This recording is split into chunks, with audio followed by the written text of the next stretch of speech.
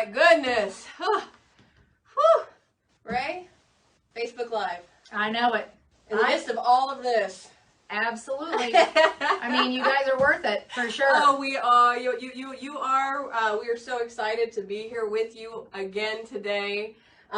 Change in progress. Definitely. Definitely. You want to tell them a little bit about it, Ray? Yeah. You know, we moved into this building last July, I believe, and amongst the pandemic and the shutdown, and then we just moved in the building, but upstairs. Yeah. And so this week was our move. In fact, yesterday, the physical move actually took place. We knew we were moving for a couple of weeks. And we, I think, told you guys last week we'd be in a new environment. And I'm going to tell you, probably in a couple of weeks, we'll even be in another new environment. Because right now we're just crammed in my office and boxes are still here and we're kind of in a makeshift space. But I love it. I love change. And I think I'm the personality that changes just for the sake of change. So I'm that person. And I know that drives you crazy. Okay, let me say, not necessarily crazy. It's a nice to have because I'm the exact opposite. I struggle with change a lot. I'm a very disciplined person, not very flexible, and so it's good to have that balance, I guess. I know that Ray will bring me along, even if it's kicking and screaming sometimes. So yeah. I want to say good morning to everybody. I'm looking here. Maggie, thanks for joining us this morning. Joanna, thank you for joining us. Heather, we appreciate you all being on. Looks like, Heather, you're with Missouri DOR, so thanks. If you all, share with us where you work, what you do, and we'd love to just kind of get to know our audience a little bit better. So, Sarah from ATSU, welcome. Nice. Thank you all. Thanks for joining us. You know, when I think about this concept of change, we are all in kind of these different spaces, just like you and I. And I think when we were talking about this topic, the idea that it kind of correlated with our move, which actually got pushed up. We weren't supposed to move till next week, and then it came this week, and so it ended up being the perfect timing. But sometimes I think it's just hard to get out of our own mindset, our own way of thinking about change. And that was part of our discussion, is how can we, when we say manage change, we don't mean it just from a leadership or a management standpoint. Right. We mean it with just coping with change, because change is hard. Yeah. Change is hard. Yeah. You know, and when I think about change, and I think about it from that perspective, and I think Michael Jackson, I mean, that was a perfect song, really. You know, it starts with you. It starts with looking at the man in the mirror, so to speak, the person that is your reflection. Because honestly, that's the only thing you control, is you and your thinking, because it is a matter of your perspective. So really kind of understanding, how do you approach change? And I think Brianna brings up a really good point. She knows she's not comfortable with change. And so it's okay to just be you and understand where you are. You know, maybe you're an advocate for change, like that would be me. Right. And so when change is happening in my life or in my organization, you know, Dewey puts me out front and says, go find out what it's about. You know, I'm out in front of change. I'm the one who takes the risk first for the organization or for my family or, you know, whatever that may be. I'll sustain it because that to me is invigorating. It's fun. I like that. And then I get out in front of it. Brianna, on the other hand, is like, wait, let me watch what happens. Yes. Right? And I think it's interesting. You know, one of the things we talk about in one of our change training sessions is kind of the adapters, right? Like, so the early adapters and all the different variables in which people have to sit back and determine, is it time for me to jump into this? And so there are processes that everybody goes through that are different. And I think what's great, and really what opened up my eyes, number one is being self-aware, knowing that I struggle with change. But then having somebody like you, Ray, who says, look, all right, here's all the great things, right? Helping me kind of change my paradigm a little bit. And I think that that's where we all just kind of need to start. But before we jump into that, I want to ask you, I see Carissa, she's with Missouri Hospital Association. Thanks for joining us. We have Bonnie with KCU in Joplin. Nice. Kyle, hey Kyle, thanks for jumping on with Extension. Michael Lee Strong says, hi Ray. Hi, hey, that's a classmate. Oh, Thank you. very cool. We're so excited to have you guys on today. It really is. These sessions are for you all, and for us, it's a time just to sit back and relax. Yeah, and not move any more boxes right now. Yeah. So thank you. Yes. So I want to poll you all. You're going to see it come up here in your chats. I'd like to know, how well do you box with change? All right. So the first option, you knock it out, right? You knock change out. Maybe you are kind of like me and you kind of bob and weave with the change, all right? So you're kind of missing getting hit, but it's still a struggle. And then I want to know, are you the type that's maybe down for the count when it comes to change? Did you get knocked out by it? So if you can go ahead and respond to that, I would certainly love to see some of those reactions come in. Sarah, thank you. We appreciate that. We surprisingly, I think I feed off Ray's energy. She talks about the energy. She loves our energy, always such a breath of fresh air. So that means a lot. Thank you. I'm not a morning person, so I do feed off of Ray's energy in that. And let me tell you, this doesn't hurt. So, so anyway, I see, okay, we're seeing a lot of them come in. We have A's, B's, so a lot of people are kind of in that bob and weave phase, right? Really just trying to go with it. It's hard sometimes. Yeah. I see Sarah. Sarah, thanks for being on today. You know, when we think about change, I mean, you know, a lot of times when I work with organizations, you know, recognizing where are your people, like knowing that a lot of people have that kind of like, I don't like it, so I just kind of try to avoid it. And it's important to know where your people are, because how your organization or how those people have responded to change in the past is going to be a really good predictor of how they're going to handle it moving forward. If your organization hasn't changed or gone through a change process very well, then guess what? It's not going to go well next time unless you do something differently and you're more intentional. So I really think, you know, the past is going to be very predictive of the future.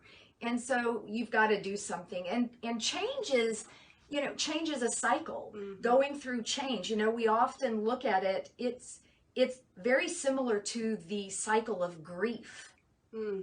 Yeah. You know, and when we look at loss or we look at change, change is the loss of something, right? And so when I say change, and I know that thinking of that as a loss of something, what comes to mind? You know, what are we losing when we're changing? I think in the moment it's hard to realize that it's just something small because it feels like everything is at a loss. Yeah. And so I certainly appreciate, I think from your perspective, you mentioned it from a leadership and a management perspective of people going through, you know, what has happened in the past and that occurring unless you're intentional. That's true to individuals as well. So not just for supervisors and for your organization. This is, if you have reacted a certain way to change in the past, that's a telltale sign of how you're going to do it in the future, unless, like we say, right, looking at the man in the mirror at the beginning of the song here, but we have to change ourselves. And I think that considering exactly what you said, what are we actually changing? What is not changing? Right. Might even be a better question. Yeah. What is not changing? It's hard to kind of get out of that if you are, like me again, difficult in handling change.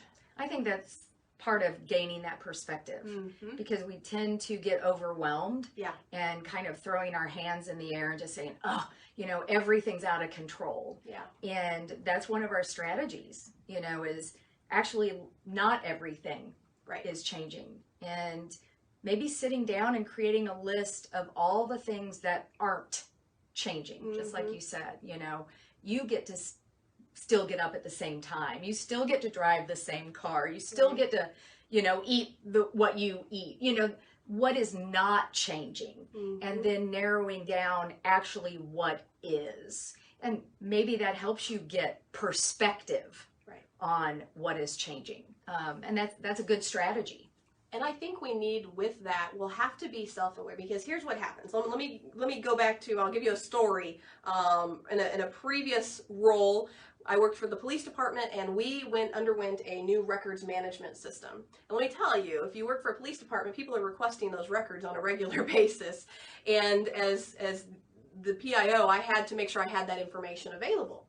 Well, when that all happened, I went into my supervisor's office and I said, oh my goodness, I'm not going to be able to get the information out to the media, and the media is going to, you know, then have these negative things saying that CPD is not giving information, and then this is going to happen, and this is going to happen. And I remember my sergeant stopping and looking at me, and he goes, Brianna, breathe, breathe. He goes, do you still get in your car and drive to work every day? Do you still have a job, right?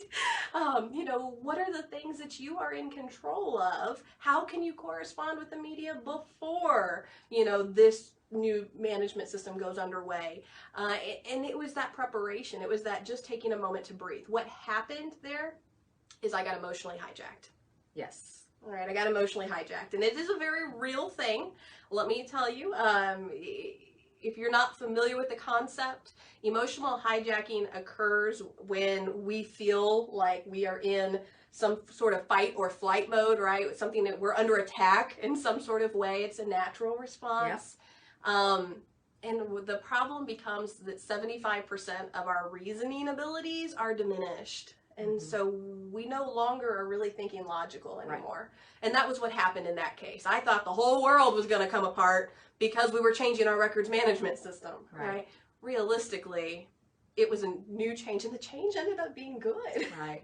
But I just couldn't get past those emotions in that moment. Right.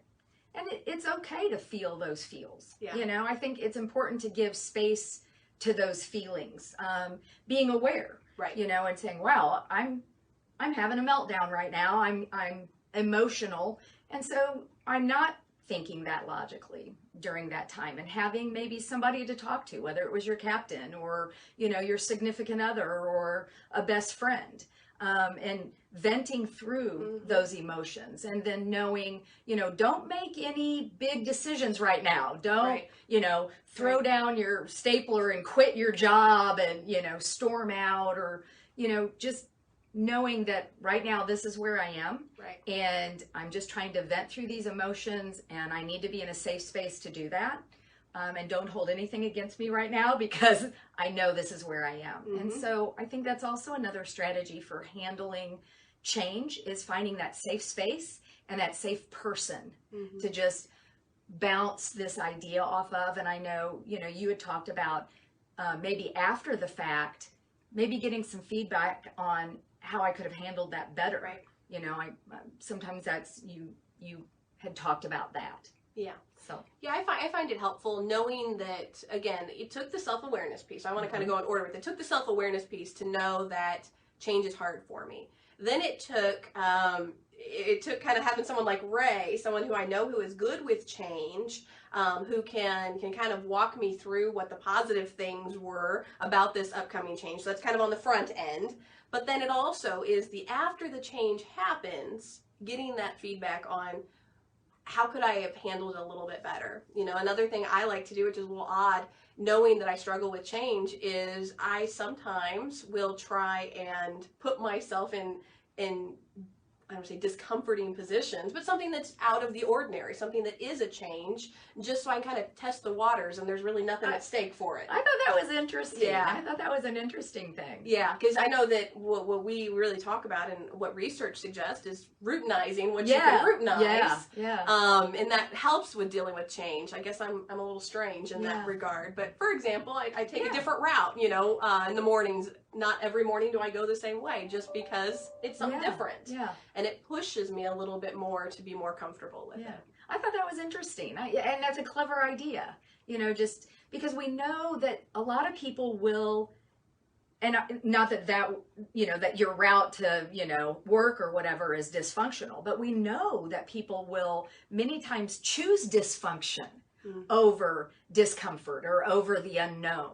So, for instance, they'll drive a car that, the heater doesn't work unless you pound on the dash 3 times and then kick it underneath, or, you have to, crawl out the passenger side window because the door won't open, and you have all these wonky things, but you know what, I'll do it because I know it's that way, right? So I'll accept the dysfunction of my old vehicle because I don't know what I might be getting myself into with another vehicle. Or we joke about Dewey's got the oldest Apple phone on the planet. Like, it's the one step up from the flip phone. And we joke about it all the time. And he can probably hear us in his new office.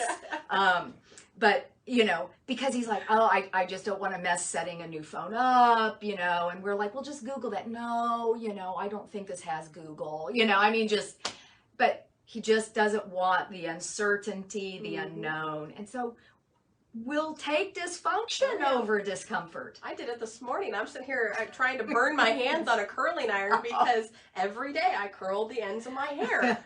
And my curling iron broke this morning. And that's like, I didn't know what to do.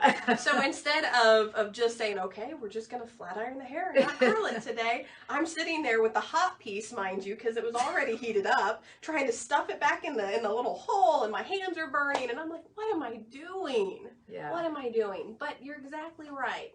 It comes down to we either are in a habit that we are comfortable with, or sometimes we feel like it might be a little bit of an inconvenience, right? We have to learn something new. Right.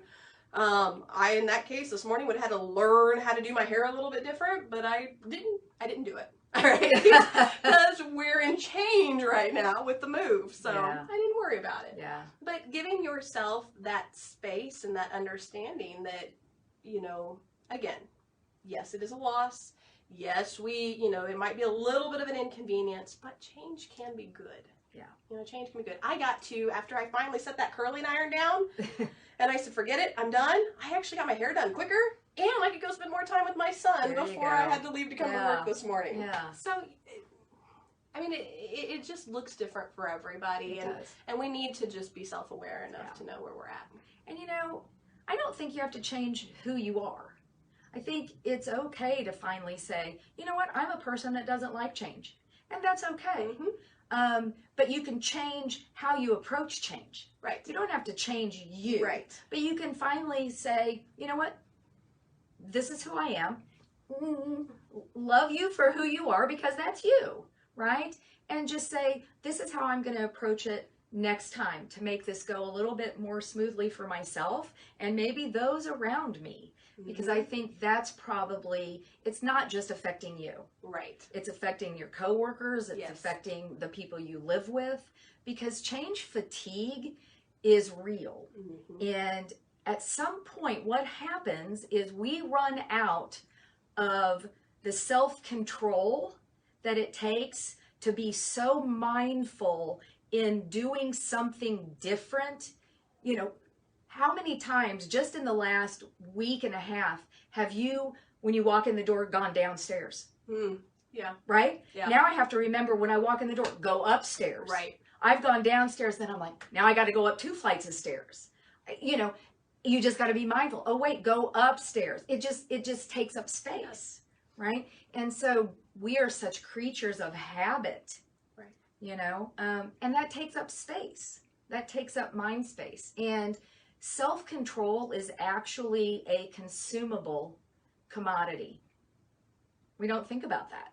And if we consume it by having to be so intentional with every new process, until we get ingrained, go upstairs, then we wear out sooner. Right. And then we get home from work and first we bark at our partner, or, Yeah. I think that's good to be, I appreciate you saying that, because I think that's good to be mindful of, especially like if you are a supervisor or a leader of an organization, is, really probably divvying out different processes of change as opposed to trying to do everything at once because of that change fatigue. You know, taking care of the whole employee, right? And understanding that can be something, especially if you're like me, who struggle with it, they can come on pretty quick if there's a lot of stuff going on at the same time. Yeah. You know, I don't want to get too leaderish in all of this, but, you know, I had read this, you know, talking about bringing people into the change plan. And I thought this was a really good thing to be thinking about. And whether this is, you know, your family or, you know, your team, but, you know, people that help plan the battle rarely battle the plan. And I thought that was an interesting thing. And so, you know, that's not necessarily the decision, but the decision's been made. So how now do I bring my people in to help us plan the battle, right? And how we're going to make the change. I thought that was interesting. It is. And I'll tell you, you know, I think with that, one of my favorite questions, I should say, that you really brought about with that when it comes to those battles, if you will. How's this the best problem we've ever had? Yeah. Right? How's this the best problem we've ever had? You know, and I think just taking the time to reframe it that way, and we do that a lot here at MTI. It not only helps you, again, regain a little bit of perspective, feel like you're in control, because you can start identifying now what all the great things are that could come about from this change. But it just really changes your paradigm. Yeah. Changes your paradigm. So I appreciate you bringing that question to our team. I want to pause for a minute. I want to look here. Oh, great question, Heather. Heather's asking, how do you help team members who struggle with change? Listen. Give space to them. You know, and there's going to be a difference, you know, as time goes on in that listening to when enough is enough, but I think asking good questions, initially listening to their emotions, because people want to feel heard. They don't want to feel fixed. Right. People don't need to be fixed. So they do want to feel heard. Right. And I will say, kind of on the opposite end of the spectrum there, if you are the person that is trying to feel heard and maybe talks more about your emotions than others, again, I own that, understand that if you spend a lot of time on the emotions, or like, for example, if the change is happening and there's anger, or there's frustration about it, and you're talking about those emotions too much, you're actually, research suggests eliminating the process, like your natural process to overcome challenges. Because you become, your brain, it's hard to rewire your brain. Your brain becomes so inundated kind of with those negative emotions about the situation. It's hard to just let those natural, the natural overcomers, I guess, occur.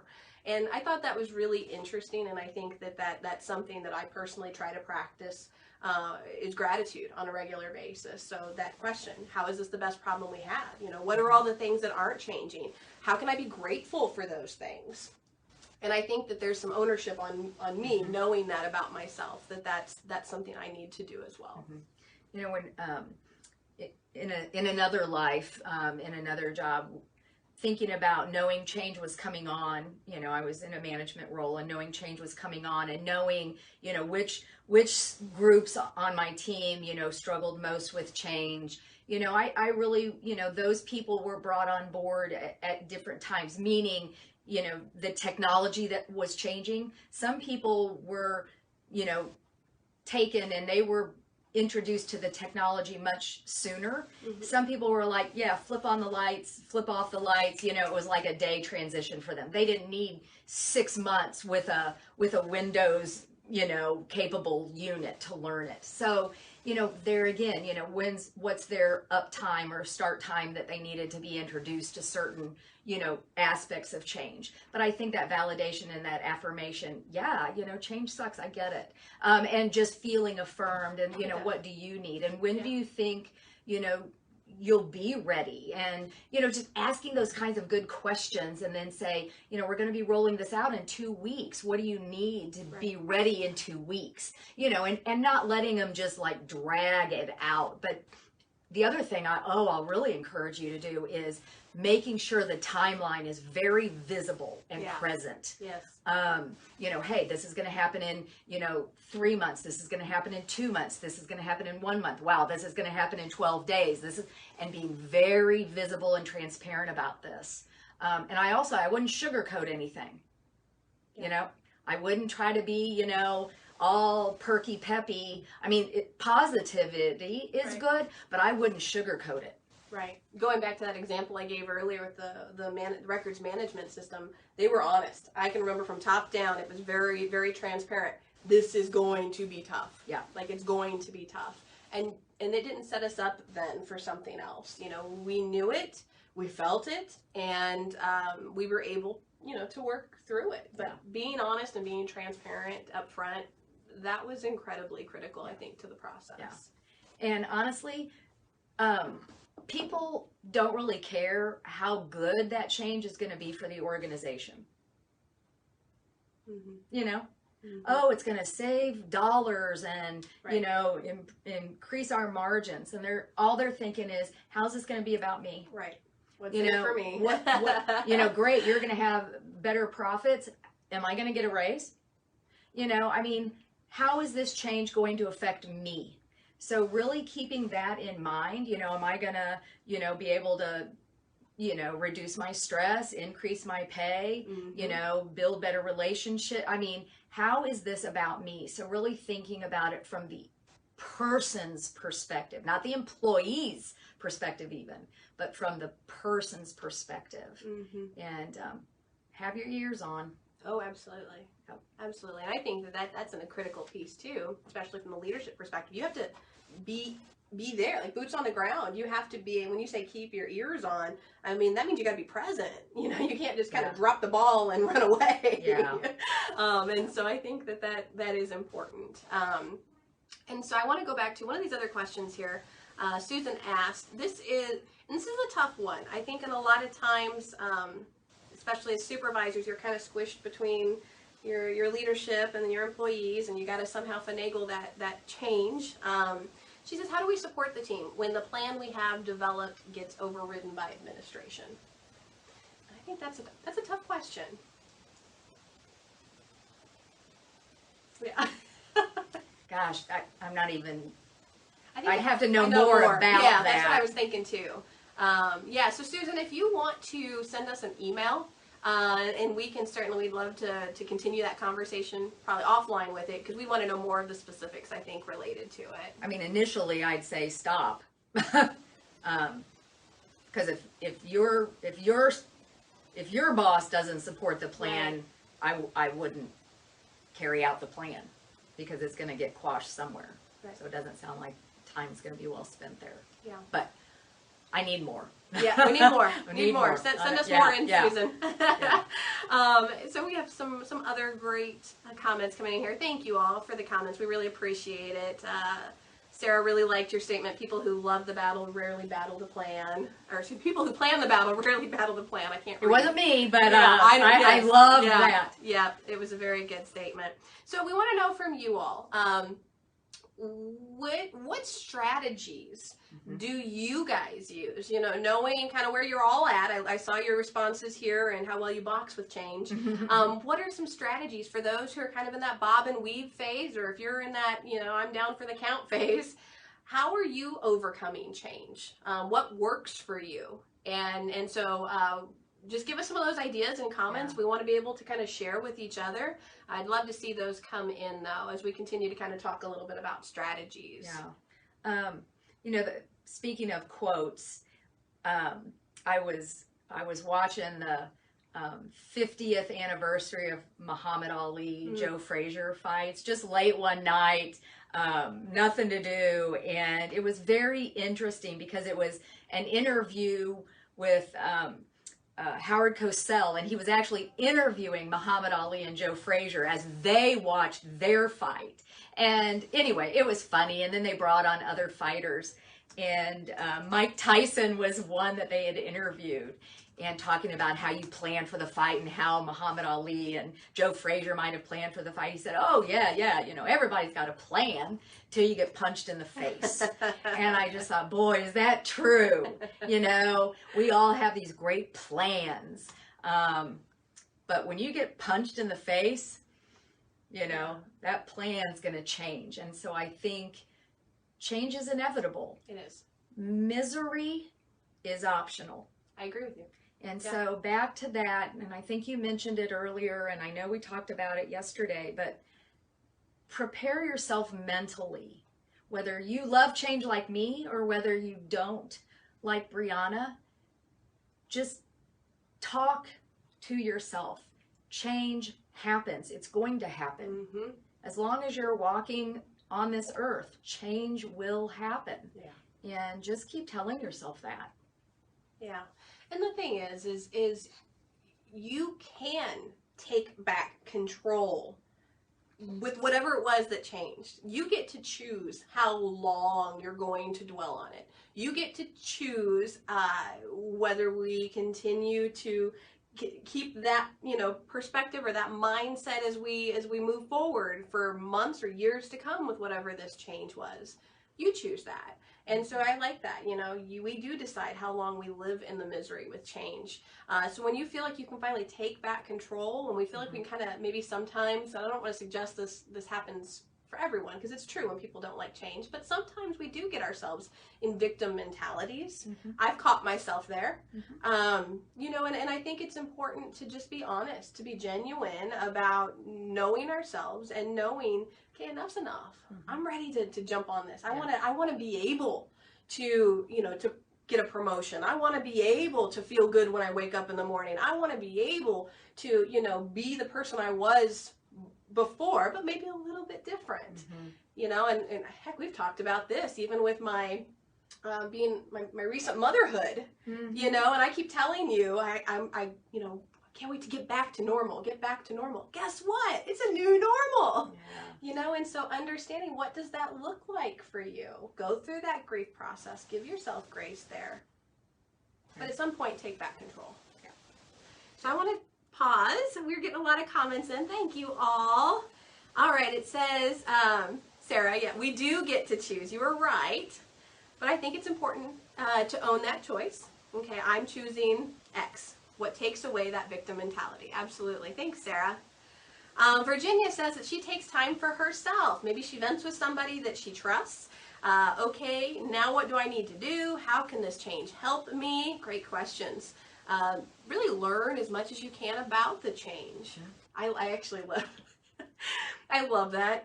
Virginia, you and I think are similar souls, because that's my whole thing. My mom finally tells me, Brianna, I think you need to get off Google, because if I don't know something, I'm always on there researching stuff. So sometimes it can be too much, right? Especially like WebMD. That's a bad one. But yeah. I only play a doctor on the internet. Yeah.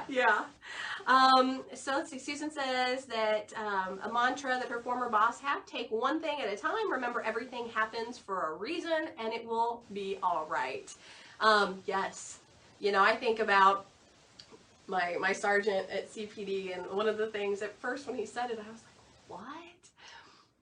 They can't take your birthday away from you, right? You're still alive, and so you get to choose what you do with that. You still wake up, you still have a birthday, and so thinking about that. I love those mantras. Heather says buy-in, getting team members buy-in, allowing them to own the change makes it go so much smoother. So when you help something you help create, you're more confident with. All right. I feel like there's more comments on here, but my computer's not letting me see them all. I'm going to refresh that.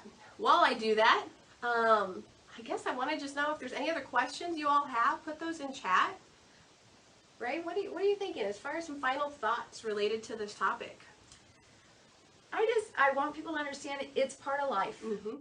It really is part of life, and I think it's okay to like it or not like it. Just know which one you are. Right? And just accept yourself where you are, and know what you need. and ask for what you need, right? Yeah. You're not going to get away from it. No. You know? It is. You're absolutely correct. Change is inevitable. So even though I don't personally care for it, I cannot care for it, it's still going to happen. Right. And the more we can prepare for it, the more we can be intentional as it's going on, the more control we're going to feel we have over it, and I think the better the outcome's going to be. Yeah. Yeah. So I'm looking here. All right. I'm not seeing any other comments or questions come in. If I missed one, I do apologize. Like I said, my computer's only showing 4 or 5 at a time, but I know there's plenty of them on there. So if I missed something from you, please send us an email. All right, mti@missouri.edu. Oh, Virginia, that's a good question. Man, I think that'd be a whole nother topic, though. What are some, that was what I was going to ask. Like, what do you want to talk about next time? She's asking, what are some tips to help when you have an employee that wants to remain kind of in that victim mentality?